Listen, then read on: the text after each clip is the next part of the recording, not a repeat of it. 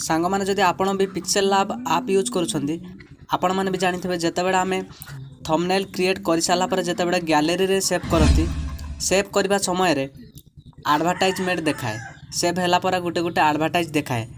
तो आज भिडियो में आपको कहबी कौन कले एडवर्टाइजमेंट देखनी। जोहार सांग मैंने मु बापुन भाई टेक चैनल को आपण मानक स्वागत। वीडियोटा बहुत इंटरेस्टिंग अच्छी, चलतु वीडियो स्टार्ट करवा विदाउट फेक कंटेंट। सांग मैंने प्रथमे मु मो पिक्सेलैब ऐप को ओपन करके आपण को मु देखौची केमिति एडवर्टाइजमेंट देखौची। तो सांग मैंने देखंतु मु गोटे थंबनेल क्रिएट करके रखीची। तो मु जदि याको एबे एक्सपोर्ट करी याको जदि मु सेव टू गैलरी जेतेबेले मु गैलरी रे सेव करी देखंतु मु सेव टू गैलरी रे मु क्लिक कर दउची। क्लिक कला परे आपण माने देखि पारुथिबे इमेजटा एबे सेव होची। सेव हो सारा पर एना देखिए गोटे एडवर्टाइजमेंट पड़े आसला। तो एबे मु आपन को कहबी कौन कले एडवर्टाइजमेंट देखैबनी।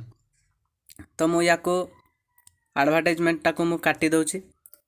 काटी देला परे देखंतु आपण जेतेबेले भी पिक्सेलैब यूज करूछंती आउ थंबनेल टाको जेतेबेले आपण एक्सपोर्ट करिवे माने गैलरी रे सेव करिवे।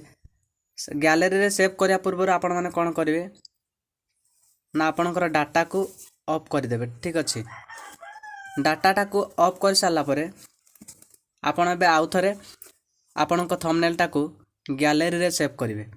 एबे एडवर्टाइजमेंट आउ देखैबनी। देखंतु मु एबे आपन को करके देखौची। सेव एज इमेज रे क्लिक कली, सेव टू गैलरी रे क्लिक करूची।